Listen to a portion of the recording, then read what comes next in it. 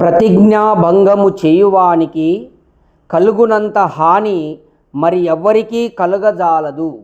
కాబట్టి ఎవరికి ఏమి ప్రతిజ్ఞ చేయుదుమో వారికి అది పూర్తి చేయవలయును, లేకుంటే అతనిని ఎవ్వరూ నమ్మరు.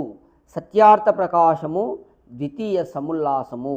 చూడండి, ఇక్కడ మనకు మహర్షి దయానంద సరస్వతి ఏం చెప్తున్నాడంటే, మీరు ఎవరికైనా ఒక ప్రతిజ్ఞ అంటే ఒక హామీ ఏదైనా ఇచ్చినప్పుడు అది నెరవేర్చాలి తప్పకుండా. ఒకవేళ మీరు ఆ ప్రతిజ్ఞా భంగం నెరవేర్చలేదనుకోండి, చేసిన ప్రతిజ్ఞకి నా హామీ నెరవేర్చలేనప్పుడు అప్పుడు అతనికి కలిగినంత హాని ఇంకా ఎవ్వరికి కలగదు ఈ లోకంలో అంటున్నాడు. అంటే మనం ఊరికనే ప్రతిజ్ఞ చేయకూడదు.